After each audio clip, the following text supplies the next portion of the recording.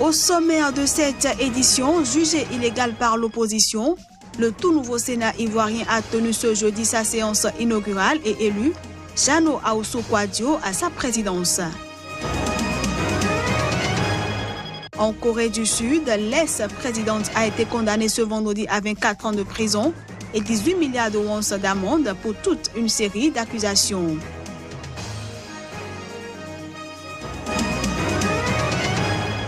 Et puis le ministre français des Finances a invité l'Italie à participer à la feuille de route franco-allemande sur la réforme de la zone euro, même si le pays n'a pas encore réussi à former de gouvernement. Bienvenue à tous et merci de toujours préférer Sika TV pour vous informer. En Afrique du Sud, alors que l'ancien président Jacob Zuma comparaît ce vendredi sur le banc des accusés du tribunal de Durban pour y répondre de faits de corruption dans une rocambolesque affaire de vente d'armes vieille de près de 20 ans, son procès a été renvoyé au 8 juin prochain. L'annonce a été faite par Temba Sichi, le juge du tribunal de Durban, en charge du dossier, et ce, au terme d'une brève audience.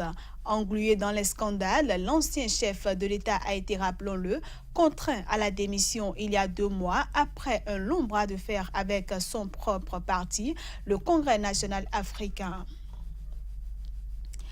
Un présumé djihadiste malien a fait sa première apparition devant la justice internationale ce mercredi.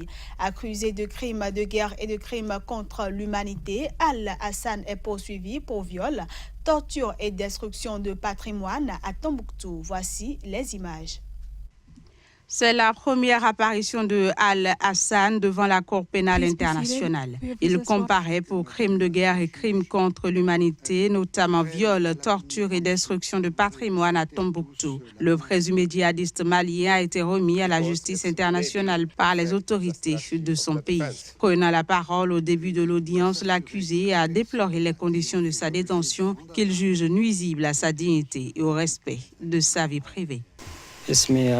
Mon nom est Al-Hassan Ag Abdul Aziz Ag Abdulaziz Ag Mohamed Ag Mohamoud. Je suis né le 19 septembre 1977. Je n'ai qu'une seule observation, à savoir que j'ai été détenu dans une pièce équipée d'une caméra. Al-Hassan est accusé d'avoir participé en 2012 et 2013 à la démolition de mausolées dans la ville malienne et d'être responsable de viols et d'esclavage sexuel commis dans le contexte de mariage forcé. Des accusations de torture pèsent également contre le présumé djihadiste malien. Al-Hassan aurait été membre du groupe djihadiste Ansardine et commissaire de la police islamique à Tombouctou. Il faisait l'objet d'un mandat d'arrêt délivré par la Cour pénale internationale le 27 mars dernier. Je le disais en titre, en Côte d'Ivoire, le tout nouveau Sénat a tenu ce jeudi sa séance inaugurale à Yamoussoukro. Une séance au cours de laquelle il a élu son premier président. Il s'agit du ministre Jano Ahoussou-Kouadio. Cette nouvelle institution, prévue par la Constitution ivoirienne de 2016 et mise en place cette année, est plutôt contestée par l'opposition. Précisons que les sénateurs se réuniront à nouveau le 12 avril prochain pour commencer leurs travaux. Le Sénat va contribuer à prendre en compte les problèmes des populations à la base. C'est une joie, une fierté d'être parmi ceux-là qui vont écrire la nouvelle page de l'histoire de la Troisième République à travers la mise en place du Sénat. Je suis heureux. On n'est que 8 femmes élues sur 66. C'est un nombre vraiment infime. Mais on espère que pour les prochaines législatures, pour les prochaines élections, nous serons un peu plus.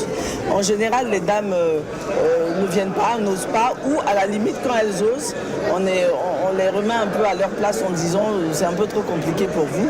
Mais bon, dans mon cas d'espèce, je pense que j'ai eu une grande joie d'être portée par tous les élus donc maire, président de conseil régional de ma région. Pendant ce temps, au Cameroun, le parti au pouvoir a largement remporté les sénatoriales du 25 mars dernier. Les résultats ont été proclamés ce jeudi par le Conseil constitutionnel du pays. Le Rassemblement démocratique du peuple camerounais, RDPC, a remporté 63 des 70 sièges contre 7 sièges pour le Social Démocratique Front, principal parti d'opposition. Les sénatoriales camerounaises ont été remportées par le parti au pouvoir, selon les résultats proclamés ce jeudi par le Conseil constitutionnel du Cameroun. Le Rassemblement démocratique du peuple camerounais, parti du président Paul Biya, a remporté 63 des 70 sièges, pendant que le Social Démocratique Front, premier parti d'opposition et qui n'avait présenté des candidats que dans 5 des 10 provinces du pays, a décroché 7 sièges dans son fief du Nord-Ouest. Les 7 autres partis en lice pour cette deuxième sénatoriale de l'histoire du pays, après celle de 2013, n'ont remporté aucun siège.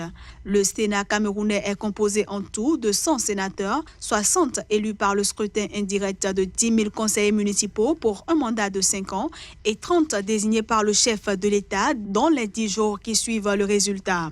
Le Cameroun se prépare à une élection présidentielle prévue entre octobre et novembre 2018. Le président Paul Biya n'a pas encore fait acte de candidature, mais il est présenté comme le candidat naturel de son parti, le RDPC. Au Bénin, les dissidents du secrétariat permanent de la coalition de la rupture mis en place par les 24 candidats ayant soutenu Patrice Talon lors du second tour de la présidentielle de 2016 étaient hier face aux hommes de médias. À la faveur d'un point de presse, ils ont fait le bilan à mi-parcours de la gouvernance Talon. Plus de précisions avec Kader Chabi. Il est le porte-parole des dissidents. Mesdames et messieurs, 6 avril 2016, 6 avril 2018, il y a de cela 2 ans, et ce, au prix d'énormes sacrifices que nous avons conquis ensemble le pouvoir au plus haut sommet de l'État en confiant la destinée de notre pays au président Patrice Talon. Oui, nous y avions cru, corps et âme. Malheureusement, les fruits n'ont pas tenu la promesse des fleurs, car en 2 années de gestion, nous nous sommes rendus compte que nos espoirs n'étaient que des océans d'illusions. En 2 ans, des partenaires privilégiés qui, hier, ont servi d'échelle, sont traqués, poursuivis, malmenés, humiliés, torpillés et contraints pour qui à l'exil, pour qui à investir ailleurs et pour d'autres à vivre l'expérience du milieu carcéral. Le pays va mal. Je dis va mal et très mal. Pour une première fois, des caisses de l'État sont presque vides, pour ne pas dire vides. Le peuple est affamé, est coupé dans une misère sans précédent, à telle enseigne qu'on se demande si nous sortions d'une guerre. Ça va donc de mal en pire et les compteurs sont au rouge. Une note de santé dans cette édition, une épidémie de fièvre de Lassa a fait sur 400 cas confirmés, 142 morts au Nigeria depuis le début de l'année 2018. C'est ce qui ressort du bilan communiqué ce jeudi par les autorités sanitaires du pays.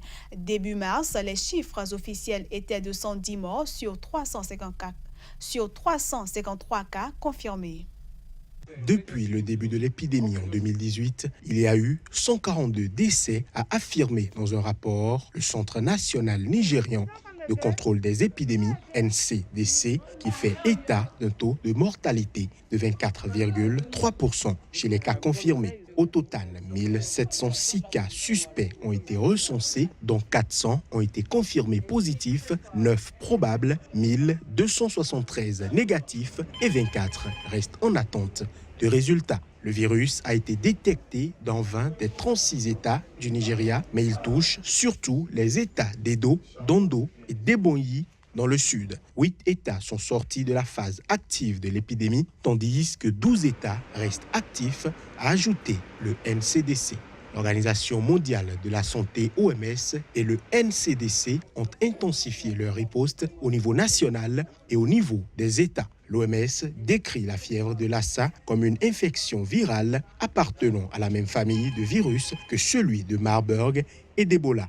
Elle tire son nom d'une localité du nord du Nigeria où elle a été identifiée pour la première fois en 1969.